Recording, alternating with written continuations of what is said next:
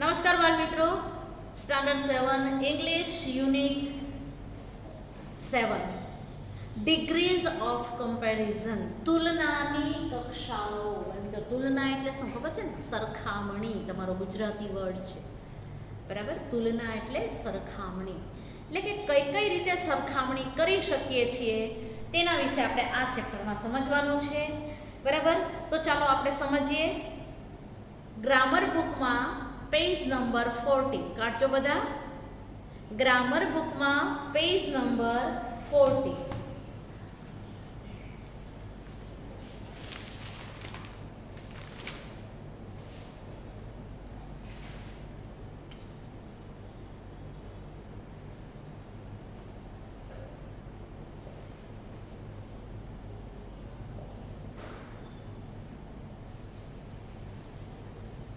Page number 40 જોશો બાળ મિત્રો. તેમાં આપણે જોઈએ, હવે પહેલાં તો આપણને નીચે અમુક વાક્ય આપેલા છે ને તે આપણે વાંચીએ. જુઓ, તમને બોક્સમાં આપેલા છે. Raj is intelligent. રાજ હોશિયાર છે. ઇન્ટેલિજન્ટ એટલે હોશિયાર, એટલે પ્રખર બુદ્ધિશાળી, એવો પણ એનો અર્થ થઈ શકે. Raj and Riya are equally intelligent. Raj અને રિયા બંને સરખા હોશિયાર છે. Raj is as intelligent as Riya. Raj Riya જેટલો જ હોશિયાર છે. જો મિત્રો, આપણે આ 3 વાક્ય આપ્યા છે. તમે જુઓ છો કે પહેલામાં શું કહે છે? તો કે રાજ હોશિયાર છે. બીજામાં એવું કહે છે રાજ અને રિયા બંને સરખા હોશિયાર છે બરાબર. આ બંને છે તે કેવા છે? તો કે જે પહેલું છે એ ખાલી રાજ માટે જ કહેલું વિધાન વાક્ય છે. બીજું વાક્ય છે તે સમાનતાવાળું વાક્ય છે. અને ત્રીજું વાક્ય છે Raj is as intelligent as Riya. Raj Riya જેટલો જ હોશિયાર છે. તો આ છે તે સમાનતા દર્શક વાક્ય કહેવાય બરાબર. તો હવે આપણે આ 3 વાક્યો આપણે સમજ્યા બરાબર. તો હવે એમાં આપણે એક બીજું ઉદાહરણ લઈએ. તો કે Riya is 3 feet tall. Riya is 3 feet tall.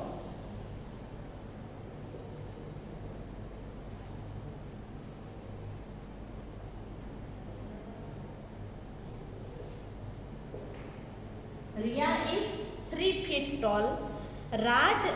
Riya and Raj are not equally tall. બરાબર. બીજું વાક્ય કયું છે? તો કે Riya and Raj are not equally tall. Riya and Raj are not equally tall. બરાબર. ત્રીજું વાક્ય આપેલું છે Riya is not so as tall as Raj. Riya is not so as tall as Raj. જો અહીંયા આપણને આવા 3 વાક્ય આપેલા છે. તો પહેલા વાક્યમાં શું કહે છે? તો કે પહેલા વાક્યમાં સીધી આપણને એની ઊંચાઈ જ આપેલી છે કે રાજ છે તે કેટલો ઊંચો છે? તો કે રિયા છે તે 3 feet ટોલ છે. અને રાજ છે એ કેટલા ફીટ ઊંચો છે? તો કે રાજ ઇઝ 4 feet ટોલ. બંનેની ઊંચાઈ આપેલી છે. શું આપેલું છે? ઊંચાઈ આપેલી છે. રિયા 3 ફૂટ ઊંચી છે, રાજ છે એ 4 ફૂટ ઊંચો છે.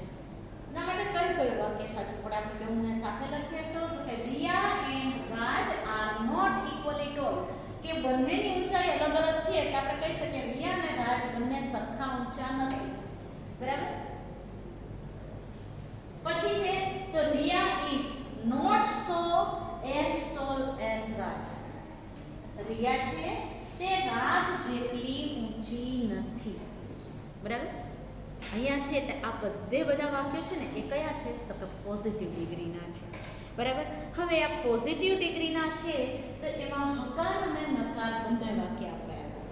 પહેલા જે 3 સેન્ટેન્સ આપણે ભણ્યા હતા ને, જે Raj is intelligent, Riya and Raj is equally intelligent બરાબર. તો Riya is as intelligent as Raj. બરાબર. આવા વાક્ય આપણે ત્રણેય ભણ્યા. એ ત્રણેય કેવા હતા? તો કે હકાર હતા અને સાથે સાથે પોઝિટિવ પણ હતા. અહીંયા છે તો અહીંયા નકાર વાક્ય છે અને કેવા છે? પોઝિટિવ સેન્ટેન્સ વાળા છે. બરાબર. અહીંયા એઝ નો ઉપયોગ છે તે પોઝિટિવ ડિગ્રીમાં થાય છે.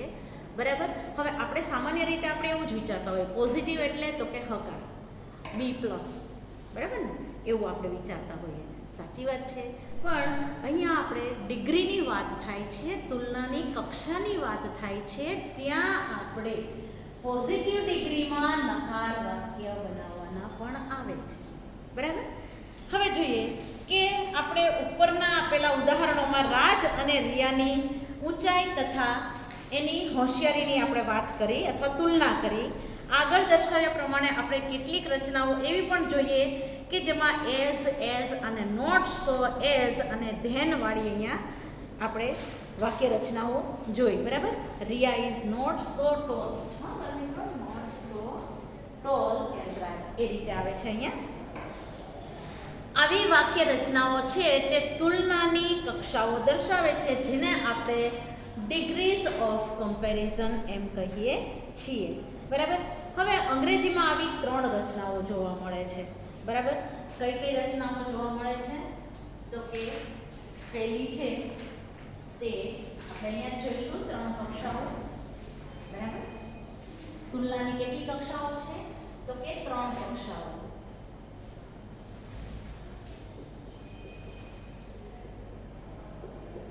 કઈ કઈ?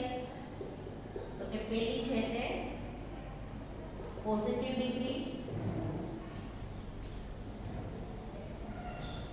પછી બીજી છે કે કમ્પેરેટિવ,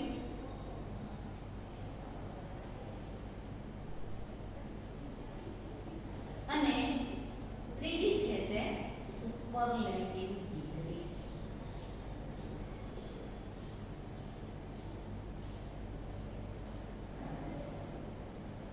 પોઝિટિવ ડિગ્રી શું દર્શાવે છે? તો કે સમાનતા દર્શાવે.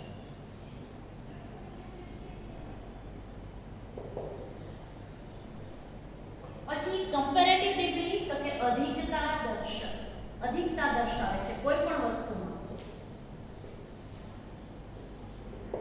એવી જ રીતે સુપરલેટિવ ડિગ્રી તો કે શ્રેષ્ઠતા દર્શાવે. આ 3 તુલનાઓ છે. બરાબર.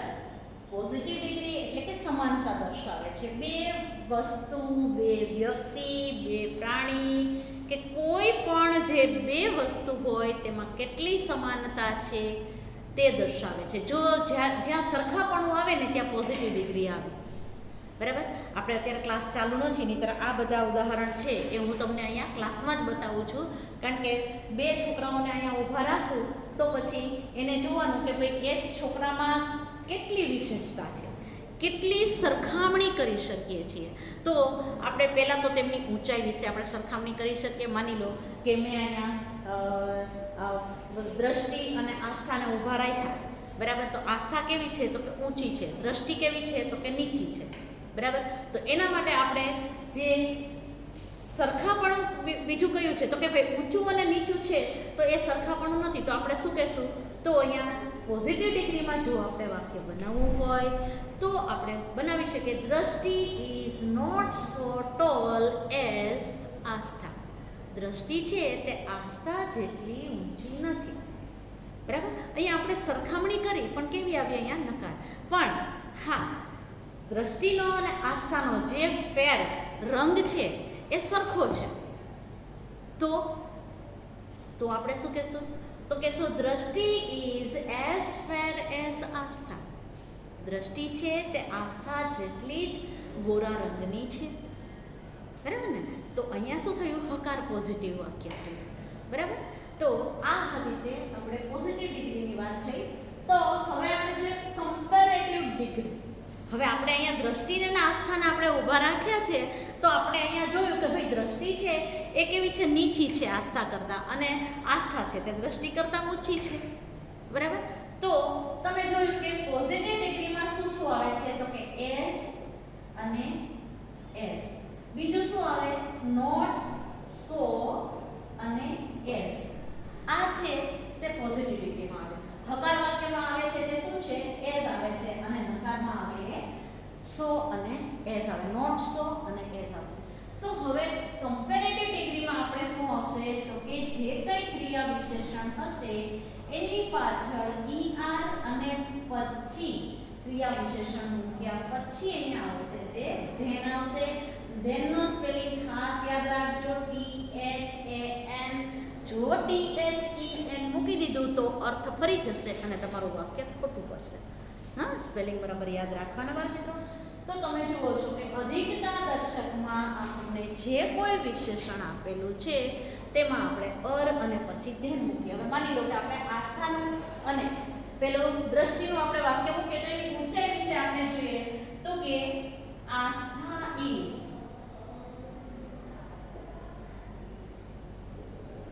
taller than દ્રષ્ટિ.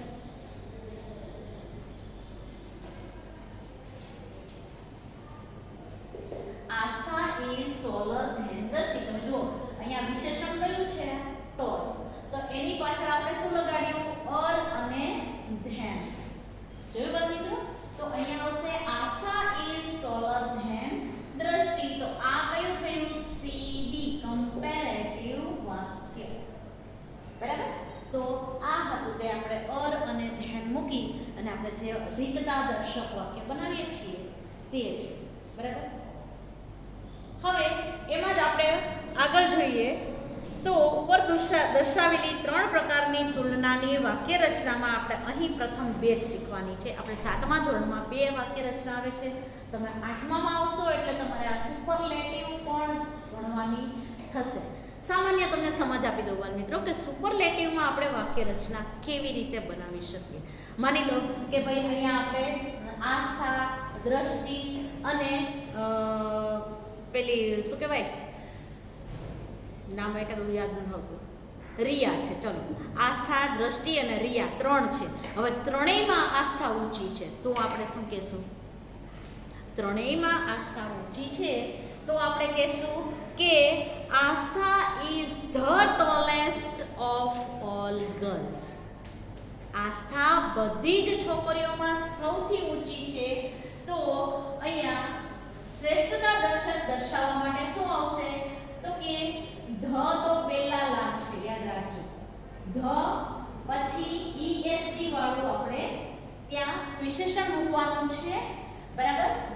ધ ટોલેસ્ટ અને પછી આવે છે ઓફ ઓલ, એ આપણે મૂકવું પડે. બરાબર? એમોંગ ઓલ કે ઓફ ઓલ આપણે મૂકી શકીએ. બરાબર? તો અહીંયા તમે જુઓ કે સુપરલેટિવ ડિગ્રીમાં શું આવે છે શ્રેષ્ઠતા દર્શક વાક્યમાં? તો કે અહીંયા જે એડજેક્ટિવ આપેલું હોય છે, એડવર્બ આપેલું હોય છે, એમાં આપણે સફિક્સ EST લગાડવાનું. બરાબર? અહીંયા બધા તમે જુઓ છો કે અહીંયા વચ્ચે એડવર્બ આવશે અને અહીંયા એડવર્બ પછી સફિક્સ ER લગાડવાનું છે. બરાબર? અને પછી ધ્યાન મૂકવાનું છે. અને સુપરલેટિવમાં તો કે ધ પહેલા મૂકવાનો છે અને પછી એડવર્બને આપણે EST સફિક્સ લગાડવાનો છે. સફિક્સ એટલે પ્રત્યય. બરાબર? તો તમે જોયું કે આ રીતે બધી ડિગ્રીઓ આપણે છે. તો એમાંથી આપણે 2 ડિગ્રી ભણવાની છે. એમાં આપણે પહેલા લઈએ છીએ પોઝિટિવ ડિગ્રી એટલે કે સમાનતા દર્શક તુલના. બરાબર? કોઈ પણ 2 વ્યક્તિ, પ્રાણી, જગ્યા કે વસ્તુ વચ્ચે કોઈ ગુણ, ખાસિયત કે લાક્ષણિકતા આપણે મેળવવી હોય, પ્રમાણમાં સમાન છે કે નહીં તે આપણે જાણવું હોય તો તેવું દર્શાવવા માટે આપણે પોઝિટિવ ડિગ્રીનો ઉપયોગ કરીએ છીએ. બરાબર? હવે હકાર વાક્ય છે તે મેં તમને અહીંયા દર્શાવ્યું. એવી રીતે એઝ એ રીતે આપણે હકાર વાક્ય બનાવવાનું છે. બરાબર? અહીંયા છે તે વિશેષણ મૂકવાનું આવે. વચ્ચે શું આવે? અહીંયા વિશેષણ, જેને આપણે ઇંગ્લિશમાં એડવર્બ કહીએ છીએ. બરાબર? વિશેષણ વચ્ચે શું આવે? વિશેષણ. જો આ દરેક ખાલી જગ્યા છે ને અહીંયા છે તે પહેલા વિશેષણ આવશે. બરાબર? અને ધ્યાનમાં છે તે પહેલા વિશેષણ આવશે. નકારમાં તો કે નોટ, સો અને પછી વિશેષણ આવશે. શું આવશે? અહીંયા વિશેષણ અને પછી એઝ આવશે. બરાબર? જેમ આપણે પહેલા વાક્યમાં ભણ્યા હતા તેમ. બરાબર? કોઈ પણ 2 વ્યક્તિ કે પ્રાણી કોઈ ક્રિયા કરવાના સંદર્ભમાં સમાન છે કે નથી તેવું દર્શાવવા માટે પોઝિટિવ ડિગ્રી ધરાવતી વાક્ય રચનાનો ઉપયોગ કરવામાં આવે છે અને ક્રિયા સંદર્ભે કરવામાં આવતી તુલનાદર્શક વાક્ય રચનામાં વિશેષણની જગ્યાએ ક્રિયા વિશેષણનો પણ ઉપયોગ કરવામાં આવે છે. એ કેવી રીતે? તો કે છે એનું એસ કે હેઝ એસ અને એસ જ છે, પણ આપણે અહીંયા જે વિશેષણ મૂક્યું એની બદલે આપણે શું મૂકવાનું છે ત્યાં? તો કે ક્રિયા વિશેષણ મૂકવાનું છે. બરાબર. એવી રીતે આપણે જોયું કે Aishwarya is beautiful, Manushi is less beautiful. બરાબર. અહીંયા આપણને એવા વાક્ય આપેલા છે. તો Munshi is not so beautiful as Aishwarya. બરાબર. તો આવો એનો વાક્ય બને છે. તો આપણે અહીંયા ક્રિયા વિશેષણની વાત કરીએ તો ક્રિયા વિશેષણ કયા? તો કે જે આપણે ક્રિયાપદમાં ઉપયોગ કરતા હોય છે ને એ બધા અહીંયા ક્રિયા વિશેષણ બને છે. હવે એના માટે જોઈએ તો કે સુરેશ રેન એઝ ફાસ્ટ એઝ વિનેશ. બરાબર.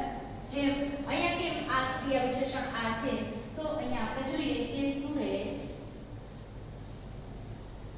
રેન એટલે દોડવું, as fast as Ramesh, Vinesh sorry ત્યાં આપેલું છે તે શું છે? વિનેશ. બરાબર. તો આ ફાસ્ટ છે ને એ ક્રિયા વિશેષણ છે, પણ આ જે ટોલ છે એ શું છે? તો કે એ વિશેષણ છે. બરાબર. એટલે આટલું તમારે ધ્યાન રાખવાનું છે વાલ મિત્રો. ત્યાર પછી આપણે જોઈએ કમ્પેરેટિવ ડિગ્રી. બરાબર. ત્યાર પછી આપણે કમ્પેરેટિવ ડિગ્રી જોઈએ. તો પહેલાં આપણે પોઝિટિવ ડિગ્રીમાં યાદ રાખો, પેજ નંબર 42 ઉપર જોઈ લેજો વાલ મિત્રો, એકવાર વાંચી લેજો. પોઝિટિવ ડિગ્રીમાં નકાર મુખ્યત્વે નોટ સો વિશેષણ અને ક્રિયા વિશેષણ વત્તા એસથી આપણે બનાવીએ છીએ. બરાબર. અને નકાર રચનામાં કાળ પ્રમાણે ડુ નોટ કે ડઝ નોટ કે ડીડ નોટનો ઉપયોગ કરવાનો છે. બરાબર. ઓકે, ચલો કમ્પેરેટિવ ડિગ્રી જોઈએ. એટલે કે અધિકતા દર્શક હકારવાચક છે. તો કેવી રીતે? તો કે અહીંયા વિશેષણ લાગશે અને પછી અને ધેન લાગશે. બરાબર. નકાર વાક્ય છે તો એમાં શું આવશે? તો કે નોટ પછી વિશેષણ અને ધેન આવશે. નોટ પ્લસ વિશેષણ અને એને આવશે અને ધેન. બરાબર. આ રીતે એક વાક્ય બનશે. અહીંયા પ્લસ કરેલા છે બાળ મિત્રો, એટલે તમે ધ્યાન રાખજો. નોટ પ્લસ વિશેષણ પ્લસ અને ધેન વાળું વાક્ય બનશે. બરાબર. તો આ હતી તે કેવી હતી? તો કે અધિકતા દર્શક કમ્પેરેટિવની વાક્ય રચના છે. બરાબર. તો એવી જ રીતે અહીંયા નોટમાં, તો કે નોટમાં આપણે શું કરવાનું છે? તો આ તમે જોયું હકાર વાક્ય છે તે શું આવશે? તો કે વિશેષણ પછી તરત જ તે અહીંયા પહેલા વિશેષણ આવે. બરાબર. અહીંયા શું આવે? પહેલા વિશેષણ આવે અને એને ER લાગે. બરાબર. આ હતી તેની વાક્ય રચના. કોઈ પણ પ્રાણી, પશુ, પક્ષી કે કોઈ પણ ક્રિયા કરવાના સંદર્ભમાં બીજા કરતા ચડિયાતું છે તેવું આપણે દર્શાવવું હોય તો કમ્પેરેટિવ ડિગ્રી વપરાય. જેમ આપણે અહીંયા દર્શાવી દીધું કે આસ્થા ઇઝ ટોલર ધેન દ્રષ્ટિ. બરાબર. આ વાક્ય આપણે કર્યું. બરાબર. કેટલીક વખત કેવું થાય કે આપણે મોર વાપરીએ છીએ. બરાબર. અહીંયા ક્રિયા વિશેષણની સાથે આપણે કમ્પેરેટિવ બતાવવા માટે આપણે અરની જગ્યાએ મોર વાપરીએ છીએ. બરાબર. જેમ કે Anil has more marbles than Sunil. અનિલની પાસે સુનિલ કરતાં વધારે લખોટીઓ છે, એવું પણ આપણે વાક્યો બનાવતા હોય છે. બરાબર. તમે જુઓ કે પેજ નંબર 44 ઉપર જો બીજું વાક્ય આપેલું છે બાળ મિત્રો. My brother boat 1 kg oil, my sister boat 2 kg oil. બરાબર. કે મારો ભાઈ 1 કિલો તેલ લાવ્યો જ્યારે મારી બેન છે તે 2 કિલો તેલ લાવી. તો my brother did not bring much oil as my sister. બરાબર. કે મારો ભાઈ મારી બહેન જેટલું તેલ ના લાવ્યો. એ પોઝિટિવ ડિગ્રી માટેનું થયું. કમ્પેરેટિવ ડિગ્રી માટે my sister bought more oil than my brother. મારી બેન છે તે મારા ભાઈ કરતાં વધારે તેલ લાવી. તમે જોયું અહીંયા પોઝિટિવ અને કમ્પેરેટિવ બંને વાક્ય આપણને આપેલા છે. સામાન્ય રીતે અધિકતા દર્શક વિશેષણ કે ક્રિયા વિશેષણ પાછળ સફિક્સ ER લાગે છે. જેમ કે તમે જોયું ક્લેવર, તો ક્લેવરર. તમારે જો બાળ મિત્રો આ પેજ નંબર 44 ઉપર આપેલા સફિક્સવાળા ER સફિક્સવાળા જેટલા વાક્ય છે તે બધા તમારે પાકા કરવાના છે. હવે ER સફિક્સ છે તો એની સાથે સાથે EST સફિક્સ પણ લાગે. બરાબર, ER ની જગ્યાએ તમે EST સફિક્સ મૂકો એટલે શું થઈ જાય તો કે શ્રેષ્ઠતા દર્શક વાક્ય થઈ જાય છે. બરાબર, તો કેટલીક વખત કેવું થાય છે બાળમિત્રો કે ખાલી આપણે ER લગાડીએ છીએ એટલે સફિક્સ છે, સફિક્સ ER લગાડવાથી જે વાક્યનો શબ્દ છે તે અહીંયા કમ્પેરેટિવ ડિગ્રી માટેનો પ્રોપર શબ્દ બની જાય છે. બરાબર, તો કેટલીક વખત પાછળ વાય આપેલો હોય, કોઈ પણ વિશેષણ કે ક્રિયા વિશેષણ હોય તો એની પાછળ વાય આપેલો હોય તો આપણે વાયની જગ્યાએ આપણે આઈ મૂકી અને પછી ER મૂકીએ છીએ. જેમ કે હેવી, HEAVY, હેવી છે તો હેવી માટે આપણે શું મૂકી શકીએ તો કે હેવીયર. બરાબર, તો અહીંયા જે વાય હતો HEAVY હતો એની જગ્યાએ આપણે શું મૂકવાનું છે HEAVIER, તો એ હેવીયર શબ્દ બને છે. જો અહીંયા તમને આપેલો જ છે. એવી રીતે હેપી છે તો હેપીનું શું બને છે હેપીયર બને છે, કોસ્ટલીનું કોસ્ટલીયર બને છે અને અર્લીનું અર્લીયર બને છે. બરાબર, કેટલીક વખત એવું બને છે કે શબ્દના છેડે વ્યંજન હોય. આપણે ક્રિયા વિશેષણમાં આ બધા શબ્દો શીખી ગયા છે પણ મિત્રો સેમ એ જ વસ્તુ અહીંયા છે. બરાબર, કે કેટલીક વખત વ્યંજન હોય, વ્યંજનની પહેલાં સ્વર હોય. બરાબર, તો વ્યંજનને બેવડાવીને સફિક્સ ER આપણે લગાડવો પડે. હવે બરાબર, તમે જુઓ કે ફેટ, FAT, ફેટ આપેલો છે. બરાબર, FAT, અહીંયા ફેટ આપેલું છે તો આ ટી છે એ શું છે તો કે વ્યંજન છે. ટી છે એ વ્યંજન છે ને એની આગળ શું છે સ્વર આપેલો છે. તો આને આપણે કેવી રીતે લખી શકીએ તો કે FATTER, ફેક્ટર. બરાબર, શું વંચાય એને ફેટર. એવી રીતે બિગ નું શું થાય બિગર, થિન નું થિનર, હોટ નું હોટર. બરાબર, કેટલીક વખત ક્રિયા વિશેષણ કે વિશેષણની પાછળ સફિક્સ ER લગાડી શકાતું નથી તો એના માટે શું કરવું પડે તો કે તેના માટે આપણે ક્રિયા વિશેષણ કે વિશેષણની પહેલાં આપણે મોર મૂકી શકીએ. શું મૂકવાનું આવે આપણને મોર. હવે જેમ કે બ્યુટીફુલ તો બ્યુટીફુલિયર ન થાય ત્યાં, સમજાણું? એના માટે શું કરવું પડે આપણે તો કે મોર બ્યુટીફુલ લખવું પડે. શું લખવું પડે મોર બ્યુટીફુલ. તો એવી રીતે વન્ડરફુલ એવો શબ્દ છે તો એના માટે વન્ડરફુલિયર લખાય ના, ન લખાય. તેના માટે શું કહેવું પડે આપણે મોર વન્ડરફુલ એવું આપણે કહેવું પડે. બરાબર, કેટલીક વખત ક્રિયા વિશેષણોના રૂપ છે તે અનિયમિત હોય છે. જેમ કે ગુડ તો વેલ એટલે કે બેટર. બરાબર, બેડ અને ઇલ તો વર્સ. બરાબર, પછી મચ અને મેની તો એના માટે મોર અને ફાર તો ફાધર. આવા બધા શબ્દો છે તેના પાછળ આપણે કોઈ જ મૂકી શકતા નથી. જેમ ભૂતકાળમાં અનિયમિત રૂપો હોય છે તેમ અહીંયા અનિયમિત ક્રિયા વિશેષણો કે વિશેષણો હોય છે. બરાબર, એટલે અહીંયા જોયું કે ધેન એટલે ના કરતા અથવા તો જે તુલનામાં દર્શક રચનામાં વપરાય છે તે, અને ધેન PHE ધેનનો અર્થ શું થાય પછી. એટલે આ બંને શબ્દો વાપરતા તમારે ધ્યાન રાખવું પડશે. બાળ મિત્રો, પછી અહીંયા સ્વાધ્યાય છે તે સ્વાધ્યાય તમને હું PDF મોકલી આપીશ તો તમે તે લખી નાખશો. ત્યાર પછી જોઈએ આપણે યુનિટ નંબર 8. બહુ સાદો અને સિમ્પલ છે તે આપણે સાથે સાથે જોઈ લઈએ બાળ મિત્રો. Unit number 8.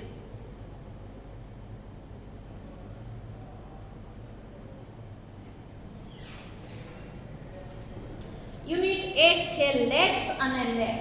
ખૂબ ઈઝી છે અને તમને ગમશે પણ તરત જ આવડી જશે. લેટ્સ એન્ડ લેટ જે આપણે છઠ્ઠા ધોરણમાં ભણી ગયા છીએ બાળ મિત્રો.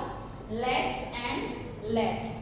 બરાબર, તો એના માટે આપણે જોઈએ તમે કેટલીક વખત આપણે બહાર ગયા હોય. બરાબર, તો આપણે અમુક જગ્યા આપણે જોતી હોય. બરાબર, તો ઇંગ્લિશ જો તમને ફાવતું હોય તો તમે એમ કહેશો લેટ મી ગો પ્લીઝ, અથવા તો તમે એમ કહેશો એક્સક્યુઝ મી પ્લીઝ. બરાબર, મોટા ભાગે તમે એવા જ શબ્દ વાપરો છો. પરંતુ કેટલીક વખત કેવું તમે કહો છો લેટ મી ગો, મને જવા દો. બરાબર, પછી કેટલીક વખત આપણે રમવા જવું હોય, બાળ મિત્રો બધા સાથે તમે બધા હોય તો તમે તમારા ફ્રેન્ડ્સને શું કહેશો લેટ્સ પ્લે, ચાલો આપણે રમીએ.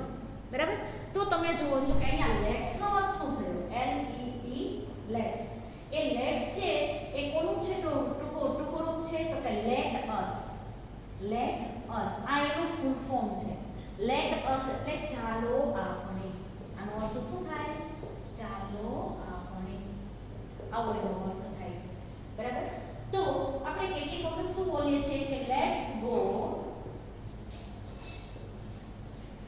Go for movie. સિનેમા કયો, મૂવી કયો, જે કયો, લેટ્સ ગો ફોર સિનેમા. આપણે શું કહે કે ચાલો આપણે સિનેમા જોવા માટે જઈએ. બરાબર. તો આવી રીતે તમે જુઓ છો આપણને કેટલાક શબ્દો આપેલા છે બાળ મિત્રો. તો Vinay said let's go out for play. ચાલો આપણે બહાર રમવા જઈએ. Riya said let's sit inside and play cards. ચાલો આપણે અંદર બેસીએ અને પત્તા રમીએ કે.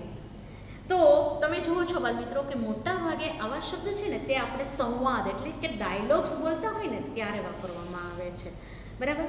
હવે અહીંયા આપણે જોઈએ કે ઉપરોક્ત વાક્યો વાંચીએ અને વાક્યની શરૂઆતમાં જ લેટ્સનો ઉપયોગ થાય છે. હંમેશા વાક્યની શરૂઆતમાં જ લેટ્સનો ઉપયોગ થાય છે, એ તમારે યાદ રાખવાનું છે. લેટ્સ એટલે કે ચાલો આપણે કંઈક કરીએ. અર્થ એનો થાય ચાલો આપણે. બરાબર. તો ઉદાહરણ છે let's sit in the drawing room. ચાલો આપણે ડ્રોઈંગ રૂમમાં બેસીએ. બરાબર. એવી જ રીતે mother sad let's go the zoo. ચાલો આપણે ઝૂમાં જઈએ અથવા પ્રાણી સંગ્રહાલયમાં જઈએ. બરાબર. જ્યારે વાક્યની શરૂઆત લેટ્સ કે લેટસથી થાય છે ત્યારે ક્રિયાપદનું મૂળ રૂપ જ વપરાય, બીજું એકેય રૂપ વપરાય નહીં. તમે જુઓ અહીંયા મેં લેટ્સ ગો લખ્યું છે ને, તો આ શું આવ્યું? તો કે આ છે તે ક્રિયાપદનું મૂળ રૂપ છે, તો એ જ વપરાય છે. બરાબર. તો અહીંયા તમે જુઓ છો કે let's read a novel, let us Cook Chinese dish. બરાબર. તો આ બધા હતા તે લેટ્સના આપણને ઉદાહરણ આપેલા હતા બાળ મિત્રો. તો પછી જોઈએ આપણે પ્રાસ્તાવિક લેટ. આપણે જોઈએ આ હતું તે શું હતું? લેટ્સ હતું. તો હવે આપણે જોઈએ છીએ કે લેટ. હવે આ લેટ છે એ શું છે? લેટ છે એ શું છે? તો કે જ્યારે વાક્યની શરૂઆતમાં લેટસની જગ્યાએ ખાલી લેટ વપરાય છે ત્યારે અર્થ એનો જુદો થાય છે. બરાબર. અહીંયા આપણે લેટ અસ એટલે ચાલો આપણે કરતા હતા. બરાબર. તો અહીંયા લેટનો અર્થ શું થાય? તો કે પરવાનગી માંગવી કે આપવી. એનો અર્થ શું થાય છે? પરવાનગી માંગવી કે આપવી. કેટલીક વખત અનુરોધ કરવો એવું પણ થાય છે. બરાબર. કેટલીક વખત શું થાય? અનુરોધ કરવો એ પણ થાય છે. કેટલીક વખત એવો અર્થ થાય છે કે એને કંઈક કરવા દો. બરાબર. કેટલીક વખત કેવો થાય છે? એને કંઈક કરવા દો, આવો અનુરોધ કરવામાં આવે છે. બરાબર. તમે જુઓ છો કે લેટ પછી તરત જ ક્રિયાપદનો ઉપયોગ નથી થતો. બરાબર. તમે જોયું અહીંયા let Shreya play a guitar. શ્રેયાને ગિટાર વગાડવા દો. બરાબર. Let them write an essay of their choice. તેને તેની પસંદનો એસે લખવા દો. બરાબર. હવે લેટ પછી તરત ક્રિયાપદનો ઉપયોગ નથી થતો. કયા કયા શબ્દોનો ઉપયોગ થાય છે? તો કે લેટ પછી મી, હિમ, ધેમ, કોઈ પણ સામાન્ય નામ હોય તો એ પણ. બરાબર. પછી હર, આવા બધા શબ્દોનો ત્યાં ઉપયોગ થાય છે લેટ પછી તરત જ. અને પછી કોઈ પણ ક્રિયા. કેટલીક વખત શબ્દો કે વ્યક્તિના નામનો પણ ઉપયોગ થાય છે. બરાબર. વ્યક્તિના નામનો પણ ઉપયોગ થાય છે. બરાબર. એનો પણ ઉપયોગ થાય છે. બરાબર. જ્યારે ક્યાં કોઈને કંઈક કાર્ય કરવા દેવાની પરવાનગી આપવાની ના હોય તો ડુ નોટ લેટ એ રીતે આપણે મૂકવાનું હોય છે. બરાબર. કેટલીક વખત નકાર વાક્ય હોય, નકાર હોય તો શું આવે? નકાર માટે તો કે ડુ નોટ લેટ. આમ કરી અને વાક્યની શરૂઆત થાય છે. Do not late.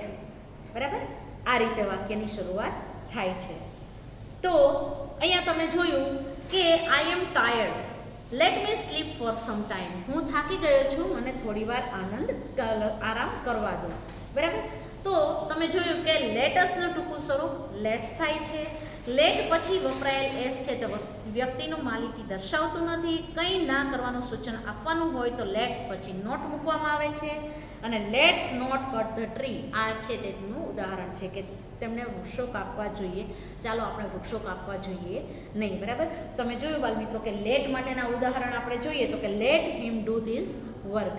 તેમને આ કાર્ય કરવા દો. બરાબર. Don't late Har play the pay the bill, I will do it, કે તેણીને તમે બિલ ચૂકવવા ન દો, હું એ ચૂકવી દઈશ. બાળ મિત્રો, આ હતું તે આપણું લેટ્સ અને લેટ હતું, તેનો સ્વાધ્યાય પણ હું તમને પીડીએફમાં મોકલી દઈશ. નાવ અહીંયા આપણે આપણો લેક્ચર પૂરો કરીશું. Have a nice day. Bye bye.